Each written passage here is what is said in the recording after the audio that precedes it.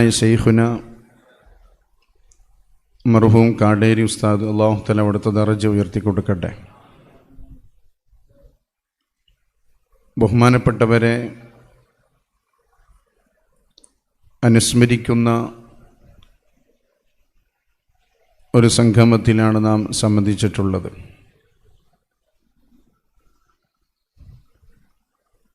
ഒരു പണ്ഡിതൻ്റെ ഏറ്റവും വലിയ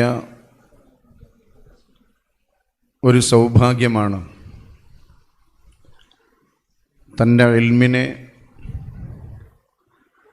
മറ്റുള്ളവരിലേക്ക് പ്രസരണം ചെയ്യുവാനും അത് ഖിയാമത്ത് നാൾ വരെയുള്ള ഒരു തലമുറ വരെ നിലനിർത്തുവാനുമൊക്കെ സാധിക്കുക എന്നത്. അതാണ് ഇസ്ലാം ഷഹീദിൻ്റെ ശരീരത്തിൽ നിന്ന് ഉറ്റിവീഴുന്ന രക്തത്തിനേക്കാൾ പണ്ഡിതൻ്റെ പേരിൽ നിർഗളിക്കുന്ന മഷിത്തുള്ളികൾക്ക് പ്രാധാന്യം നൽകിയത് അതുകൊണ്ടാണ്. ഒരു ഷഹീദ് രക്തസാക്ഷിത്വം വരിക്കലോടുകൂടെ അവരവിടെ അവസാനിക്കുകയാണ്. പക്ഷേ ഒരു പണ്ഡിതൻ മരണപ്പെട്ടാൽ ആ പാണ്ഡിത്യത്തിൻ്റെ അനന്തരാവകാശം അവർ ഇൽമ് പറഞ്ഞു കൊടുത്ത ശിഷ്യഗണങ്ങളിലും സമൂഹത്തിലുമൊക്കെ നിലനിൽക്കുമെന്നതാണ്. ആ ഒരു വലിയ സൗഭാഗ്യം ലഭിച്ച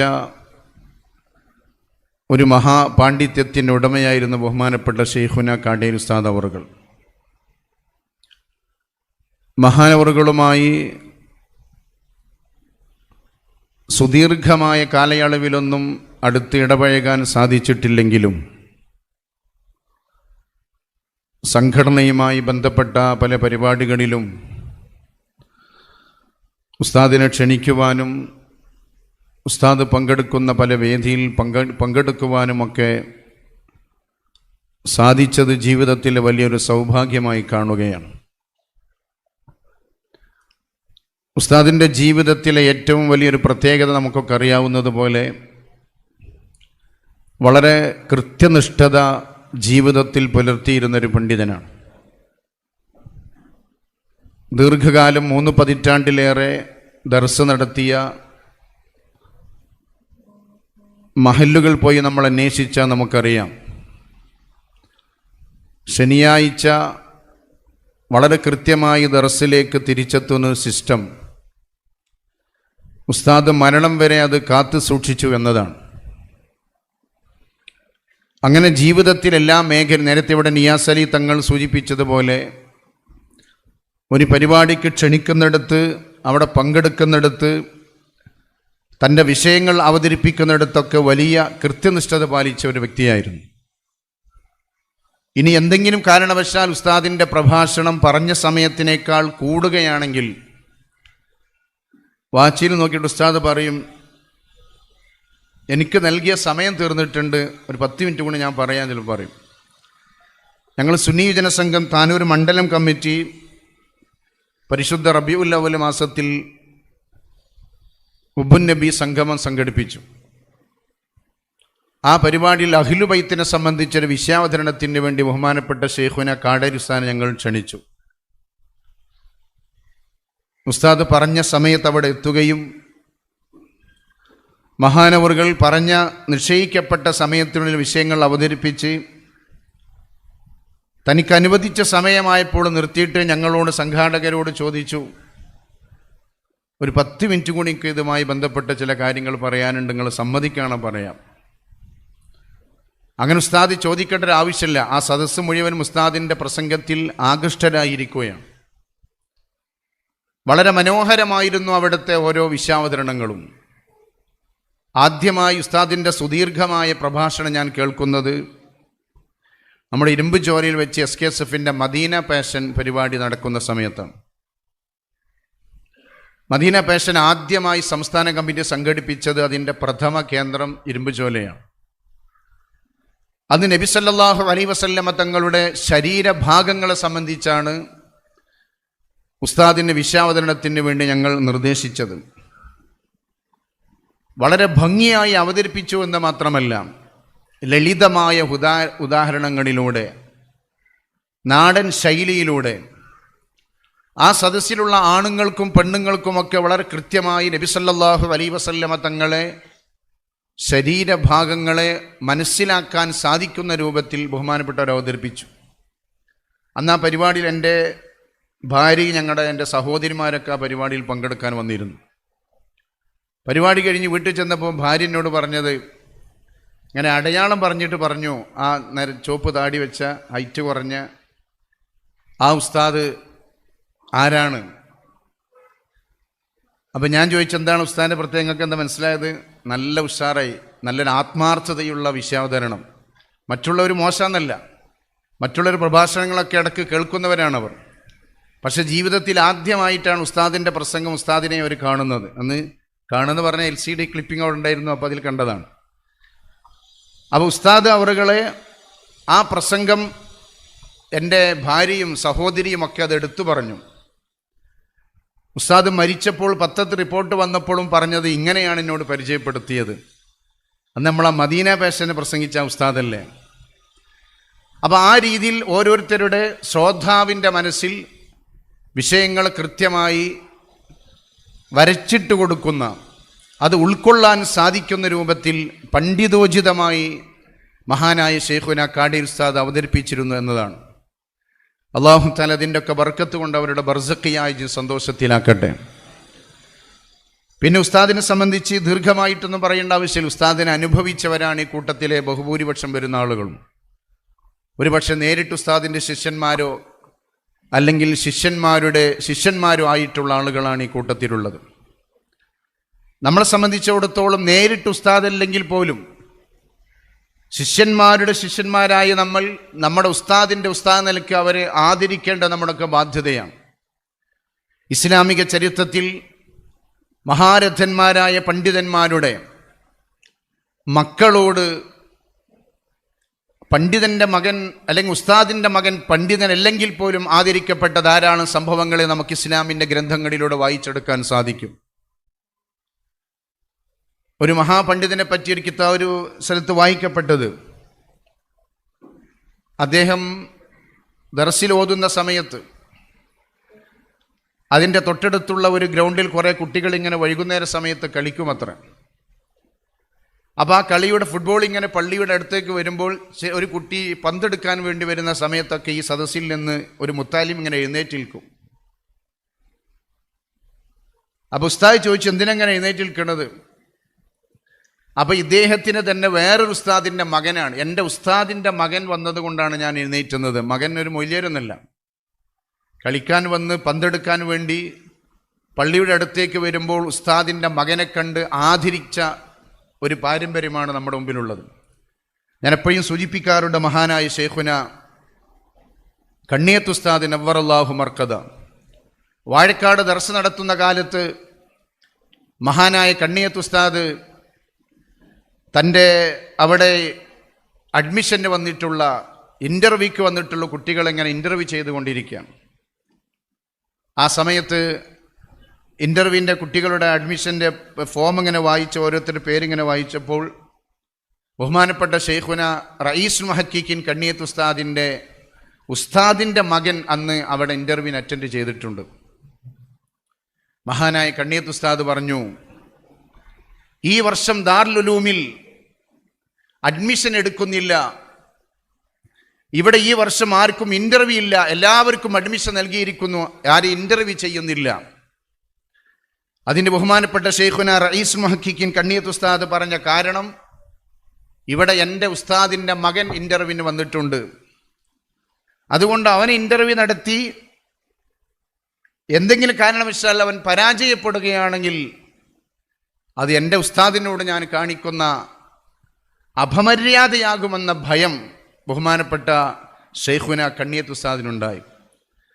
സത്യത്തിൽ അത് അപമര്യാദയാകുവാകില്ലത് വേറെ വിഷയമാണ്, പക്ഷെ ആ ഒരു സൂക്ഷ്മതയാണ് അവിടെ പ്രകടമായത്. അതുകൊണ്ട് ആരും ഇൻ്റർവ്യൂ ചെയ്യുന്നില്ല, എല്ലാവർക്കും ഈ വർഷം അഡ്മിഷൻ കൊടുത്തിരിക്കുന്നു. അപ്പം നേരിട്ടുള്ള ഉസ്താദിനോട് മാത്രമല്ല, ഉസ്താദിൻ്റെ ഉസ്താദന്മാരോട്, ഉസ്താദിൻ്റെ മക്കളോട് അവരുമായി ബന്ധപ്പെട്ടവരോടൊക്കെ വലിയ ആദരവ് കാണിക്കുക. ഇതാണ് നമ്മുടെ പണ്ഡിത ലോകത്ത് മഹാരഥന്മാരായ പണ്ഡിതന്മാരൊക്കെ സ്വീകരിച്ചു പോകുന്ന രീതി. അൽഹംദുലില്ലാ, ബഹുമാനപ്പെട്ട ശൈഖുന കാടേരി ഉസ്താദിനെ അനുസ്മരിക്കുന്ന ഈ വേദിയിൽ നമ്മളൊക്കെ നിർവഹിച്ചു കൊണ്ടിരിക്കുന്നതാണ്. നമ്മുടെ ഉസ്താദല്ല, നമ്മുടെ നേരിട്ടുള്ള ഉസ്താദായിരിക്കണം എന്നില്ല, ഉസ്താദിൻ്റെ ഉസ്താദായിരിക്കാം.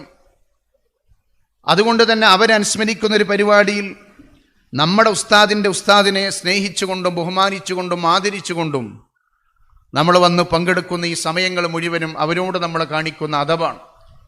അല്ലാഹു തആല ഇത് കാരണമായി നമ്മുടെ ഇൽമൊക്കെ അല്ലാഹു നാഫിയാക്കി തരട്ടെ. നാഫിയ ഇൽമ് ധാരാളം പഠിക്കാനും പകർത്താനും പ്രബോധനം ചെയ്യാനും അല്ലാഹു നമ്മളെ സഹായിക്കട്ടെ. പരിശുദ്ധമായ സമസ്ത കേരള ജംഇയ്യത്തുൽ ഉലമ എന്ന മഹാസംഘത്തിൻ്റെ മുശാവറ അംഗമായി ബഹുമാനപ്പെട്ട ശൈഖുന കാടേരി ഉസ്താദിനെ തിരഞ്ഞെടുക്കപ്പെട്ടു. നമ്മളെപ്പോലെയുള്ള ധാരാളം ആളുകൾ ആഗ്രഹിച്ചിരുന്ന ഒന്നായിരുന്നു. മുശാവറിൽ നിന്ന് ഒരാളുകൾ മരണപ്പെടുമ്പോൾ ഇനി ആ സ്ഥാനത്തേക്ക് ആരെ തിരഞ്ഞെടുക്കുമെന്ന് നമ്മൾ സ്വാഭാവികമായും നോക്കിക്കാണുന്നൊരു സംഗതിയാണ്.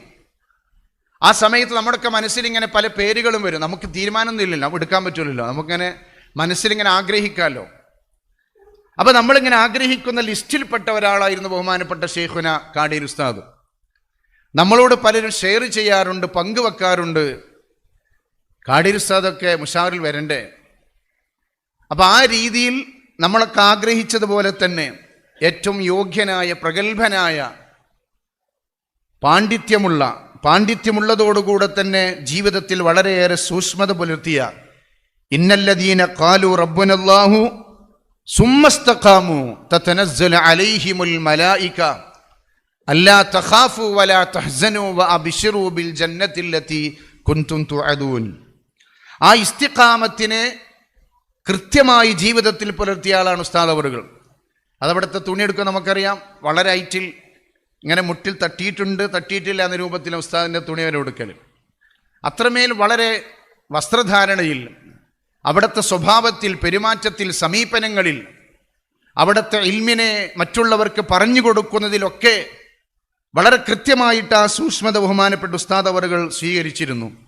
സാമ്പത്തികമായ വിഷയത്തിൽ എല്ലാ രംഗത്തും ഒരു പണ്ഡിതനുണ്ടാകേണ്ട പരമാവധി ഗുണങ്ങൾ മേളിച്ച ഒരു മഹാപാണ്ഡിത്യത്തിനുടമയായിരുന്നു ബഹുമാനപ്പെട്ട ശൈഖുന കാടേരി ഉസ്താദ് അവറുകൾ.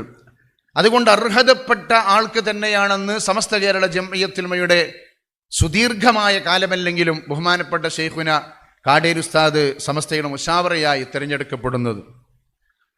അതോടുകൂടെ നമുക്കൊക്കെ വലിയൊരു ആവേശവും ബഹുമാനപ്പെട്ട ഉസ്താദിനോട് നേരത്തെ ഉണ്ടായിരുന്നതിനേക്കാൾ കൂടുതൽ എളുപ്പവും ഒരു പ്രത്യേകമായ സ്നേഹവും ആദരവും ഒക്കെ നമുക്കതിലൂടെ പ്രകടമാക്കുവാനും ഉസ്താദിനെ അറിയാത്ത ഒരുപാട് ആളുകൾക്ക് ഉസ്താദിനെ പരിചയപ്പെടാനും മനസ്സിലാക്കാനും ഒക്കെയുള്ള ഒരു അവസരം അതിലൂടെ ഉണ്ടായി എന്നതാണ്. സമസ്ത കേരള ജംഇയ്യത്തുൽ ഉലമയുടെ കേന്ദ്ര മുശാവറ അംഗമായി തിരഞ്ഞെടുക്കപ്പെട്ടു, ആ പണ്ഡിതന്മാരിലേക്ക് ചേർത്തപ്പെട്ടു എന്നത് തന്നെ ഉസ്താദിൻ്റെ വലിയൊരു ക്വാളിറ്റിയായി, വലിയൊരു സ്ഥാനമായി, അംഗീകാരമായി നമുക്ക് മനസ്സിലാക്കാൻ സാധിക്കുന്നതാണ്. അതുപോലെ കാര്യങ്ങൾ സത്യസന്ധമായി കാര്യങ്ങൾ പറയുന്നിടത്ത് ഒരു ലജ്ജയും മടിയും യാതൊരു ഭൗതികമായ താല്പര്യങ്ങളും തനിക്കെന്തെങ്കിലും നഷ്ടപ്പെടുമോ എന്ന് ഭയമില്ലാതെ എല്ലാം കൃത്യമായി തുറന്നു പറയാൻ മുന്നോട്ട് വന്നിരുന്നൊരു വ്യക്തിയായിരുന്നു ബഹുമാനപ്പെട്ട ശൈഖുന അവറുകൾ.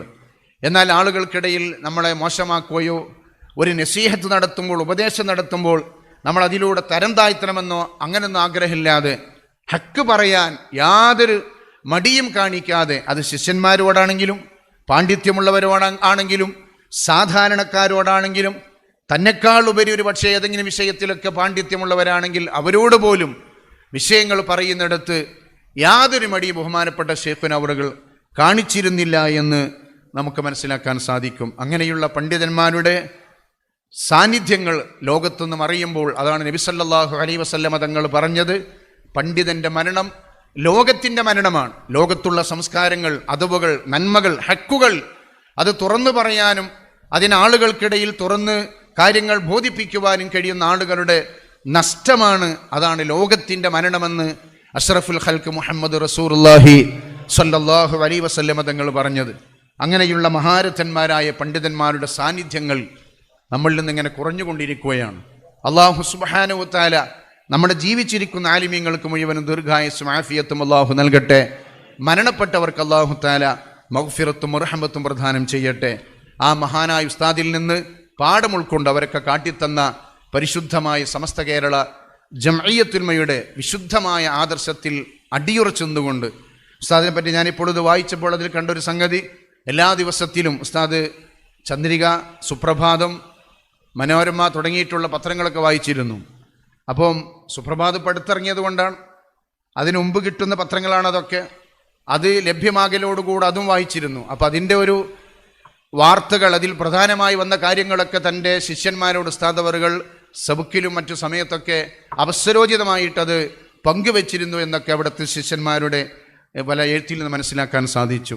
ഏതായാലും സാന്ദർഭികമായി ബഹുമാനപ്പെട്ട ഉസ്താദൊക്കെ വളരെ നെഞ്ചോട് ചേർത്ത് വെച്ച ബഹുമാനപ്പെട്ട ഉസ്താദുകളൊക്കെ വായനയ്ക്ക് തിരഞ്ഞെടുത്തിരുന്ന നമ്മുടെ പത്രമായ സുപ്രഭാതത്തിൻ്റെ ക്യാമ്പയിൻ നടക്കുന്ന ഒരു സന്ദർഭം കൂടിയാണ്.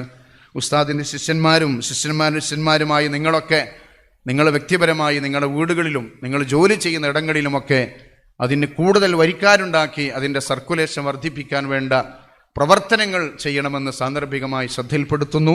ഉസ്താദ് അവറുകൾ കാട്ടിത്തന്ന പരിശുദ്ധമായ നമ്മുടെ പ്രസ്ഥാനമായ സമസ്ത കേരള ജംഇയ്യത്തുൽമയുടെ ആശയങ്ങൾക്കും ആദർശങ്ങൾക്കും ശക്തി പകരുന്ന പ്രവർത്തകന്മാരും പ്രബോധകന്മാരുമായി നമ്മൾ മാറേണ്ടതുണ്ട്. നമുക്ക് എതിരെ പല വെല്ലുവിളികളും വന്നുകൊണ്ടിരിക്കുന്ന ഒരു പുതിയ സന്ദർഭമാണ്. പ്രത്യേകിച്ചും കഴിഞ്ഞ ദിവസം ഒരു ചുഴലിക്കാറ്റടിച്ച് നിങ്ങളൊക്കെ അറിഞ്ഞിട്ടുണ്ടാവും. ഹബീബായ നബി സല്ലല്ലാഹു അലൈഹി വസല്ലമ തങ്ങളുടെ പരിശുദ്ധമായ സുന്നത്തുകളെ മുറുകെ പിടിച്ചുകൊണ്ട് ജീവിക്കുന്ന സുന്നികളായ ആളുകളെ സംബന്ധിച്ച് മാത്രമല്ല, സുന്നികളുടെ പള്ളികളെ സംബന്ധിച്ച്, അവരുടെ മഹല്ലുകളെ സംബന്ധിച്ചൊക്കെ അതൊക്കെ കുഫിരിയത്തിൻ്റെ കാഫിറിൻ്റെ ആലയങ്ങളാണെന്ന രീതിയിൽ ഒരാൾ പ്രസംഗം നമ്മൾ കേട്ടതാണ്. ഇവിടെ നമുക്കറിയാം, മുജാഹിദ് പ്രസ്ഥാനത്തിൻ്റെ ആളുകൾ ഇന്ന് മാത്രമല്ല, അവർ രൂപീകരിച്ച കാലം മുതൽ തന്നെ, അല്ലെങ്കിൽ ബിദ്അത്ത് ഉടലെടുത്ത കാലത്ത് തന്നെ അതിനെ സംബന്ധിച്ച് മഹാരഥന്മാരായ ആലിമ്യങ്ങൾ, പ്രഗത്ഭരായ പണ്ഡിതന്മാർ അതിനെപ്പറ്റിയൊക്കെ വിലയിരുത്തിയതാണ്. ഇന്നും അതിൻ്റെ ചില പാരമ്പര്യത്തിലുള്ള ചില ആളുകൾ ആ രീതി കൈകാര്യം ചെയ്യുന്നുവെന്ന് മാത്രം. സുന്നികളായ നമ്മളെ സംബന്ധിച്ച് കാഫിറുകളാണ്. ഒരു ഭാഗത്ത് ചൊയ്ലി മൗലവി കാഫിർ എന്ന് പറയുമ്പോൾ, മറ്റൊരു ഭാഗത്ത് വടകരയിൽ നടന്ന ലോക്സഭാ തെരഞ്ഞെടുപ്പുമായിട്ട് കാഫിർ പ്രയോഗം, രണ്ട് കാഫിർ പ്രയോഗങ്ങൾക്ക് വിധേയമായി കൊണ്ടിരിക്കുന്ന ചർച്ച നടന്നുകൊണ്ടിരിക്കുന്ന സന്ദർഭത്തിലാണ് നമ്മളൊക്കെ ഉള്ളത്. അതുകൊണ്ട് വിശുദ്ധ അഹ്ലുസുന്നത്തി വൽ ജമാഅത്തിൻ്റെ ആശയാദർശങ്ങൾ ഏത് ചൊയ്ലിക്കാറ്റിലും തകർന്നു പോകാത്ത ആദർശത്തിൻ്റെ ആളുകളായി ഇൻഷാ അല്ലാഹ് നമുക്ക് മാറാൻ കഴിയണം. ആ ആദർശം സമസ്ത കേരള ജംഇയ്യത്തുൽമ എന്ന മഹത്തായ പ്രസ്ഥാനമാണ് നമുക്ക് കാട്ടിത്തരുന്നത്. അതിൽ നമ്മൾ അടിപതറാതെ സമസ്തയുടെ തീരുമാനങ്ങൾ, സമസ്തയുടെ നയങ്ങൾ, സമസ്തയുടെ മഹാരഥന്മാരായ ആലിമ്യങ്ങൾ നൽകുന്ന നിർദ്ദേശങ്ങൾ, അതിൽ അടിയുറച്ചു നിൽക്കുക എന്നത് പ്രിയപ്പെട്ട സമസ്തയുടെ മുശാവറ അംഗം കൂടിയായിരുന്ന മഹാനായ ശൈഖുന കാടീർ ഉസ്താദിൻ്റെ മക്കളായ നമ്മുടെയൊക്കെ ബാധ്യതയാണെന്ന് മനസ്സിലാക്കി ഇൻഷാ അല്ലാഹ് നമ്മളതിലൊക്കെ ശക്തമായിട്ട് സജീവമായിട്ട് മുന്നോട്ട് പോവുകയും സുന്നത്ത് ജമാഅത്തിന് ശക്തി ഉണ്ടാകുന്ന പ്രവർത്തനങ്ങൾ നമ്മൾ സജീവമാക്കുകയും വേണം. നമുക്ക് നമ്മുടെ മഹാരഥന്മാർ, ഇപ്പം അടുത്ത് ഒരു മുജാഹിദിന് മൗലവി നടത്തിയ പ്രസംഗത്തിൽ പരിശുദ്ധ ഖുർആനിൻ്റെ ഏറ്റവും വലിയ ശത്രുക്കൾ ഇവിടുത്തെ സമസ്തയുടെ ആളുകളാണ് എന്നുപോലും അവർ പരസ്യമായി പ്രസംഗിച്ചിട്ടുണ്ട്. ഇന്ന് നമ്മുടെ അഭിമാന നേതൃത്വമായ മഹാനായ സയ്യിദുൽ ഉലമ സയ്യിദ് മുഹമ്മദ് ജിഫിരി മുത്തഖായ തങ്ങൾ ഉസ്താദ്, അള്ളാഹു ദീർഘായുസ്സും ആഫിയത്തും അള്ളാഹു പ്രദാനം ചെയ്യട്ടെ. ജാഹിലിയ കാലത്തുള്ള നബി സല്ലല്ലാഹു അലൈഹി വസല്ലമ തങ്ങളുടെ കാലത്ത് ഇസ്ലാമിൻ്റെ കഠിന ശത്രുവായ ഒരാളുടെ പേര് പറഞ്ഞിട്ട് അയാൾ സദസ്സിനോട് ചോദിക്കുന്നുണ്ട്, ഇയാളാണോ ജിഫിരി തങ്ങളാണോ മെച്ചം? എന്നിട്ട് അയാൾ പറയാണ്, ജിഫിരി തങ്ങളെക്കാൾ മെച്ചം അള്ളാഹുവിൻ്റെ വിശുദ്ധ ദീനിൻ്റെ കഠിന ശത്രുവായിരുന്ന ഒരാളെ പേര് പറഞ്ഞിട്ട് അയാളാണ് ജിഫിരി തങ്ങളെക്കാൾ ഉഷാറെന്ന് വരെ പരസ്യമായി പ്രസംഗിച്ച പ്രഭാഷണം നമ്മുടെ മുമ്പിലുണ്ട്. പ്രിയമുള്ളവർ, ഈ രീതിയിൽ പരിശുദ്ധ ദീനിന് വേണ്ടി ശബ്ദിക്കുന്ന, പ്രവർത്തിക്കുന്ന, പറയുന്ന നമ്മുടെ മഹാരഥന്മാരായ ആലിമ്യങ്ങളെയും സാദാത്യങ്ങളെയും ഒക്കെ ഉള്ളിൽ നിന്നും പുറത്തു നിന്നുമൊക്കെ ആക്ഷേപിക്കുന്നൊരു സന്ദർഭമാണ് നമ്മുടെ മുമ്പിലുള്ളത്. അതൊക്കെ തിരിച്ചറിഞ്ഞ് മഹാരഥന്മാരായ ആലിമ്യങ്ങൾ കാട്ടിത്തരുന്ന വിശുദ്ധമായ വഴികളിലൂടെ സഞ്ചരിച്ച് ഇഖ്ലാസുള്ള സമസ്തയുടെ ഖാദിമ്യങ്ങളായി നിങ്ങളൊക്കെ നിങ്ങളുടെ ശാഖയിലും നിങ്ങളുടെ നാടുകളിലുമൊക്കെ സമസ്തയുടെ കീഴടകമായ SKSF-ൻ്റെ പ്രവർത്തകന്മാരും പ്രബോധകന്മാരും അതിൻ്റെ അംഗങ്ങളുമൊക്കെയായി നമുക്ക് കിട്ടുന്ന സമയമനുസരിച്ച് ഇൻഷാ അല്ലാഹ് സമസ്തയ്ക്ക് വേണ്ടി ഖിദ്മത്ത് ചെയ്യാൻ എല്ലാവരും മുന്നോട്ട് വരണമെന്നുകൂടെ അനുബന്ധമായി ചേർത്ത് പറഞ്ഞുകൊണ്ട് ഞാൻ എൻ്റെ വാക്കുകൾ അവസാനിപ്പിക്കുന്നു. അല്ലാഹു നമ്മളെ സ്വീകരിക്കട്ടെ. നമ്മുടെ ഇരുത്തമൊക്കെ അല്ലാഹു നമ്മിൽ നിന്ന് ദോഷങ്ങൾ പൊറുക്കാനുള്ള സമയങ്ങളാക്കി അല്ലാഹു തആല മാറ്റട്ടെ. ഇതുപോലുള്ള പ്രഭാഷണങ്ങൾക്കും ക്ലാസുകൾക്കും ഞങ്ങളുടെ ചാനൽ സബ്സ്ക്രൈബ് ചെയ്യുക. ശേഷം തൊട്ടടുത്തുള്ള ബെല്ലൈക്കൺ അമർത്തുക. നിങ്ങൾ ഇടുന്ന വീഡിയോസ് നിങ്ങൾക്ക് നോട്ടിഫിക്കേഷനായി ലഭിച്ചേക്കും.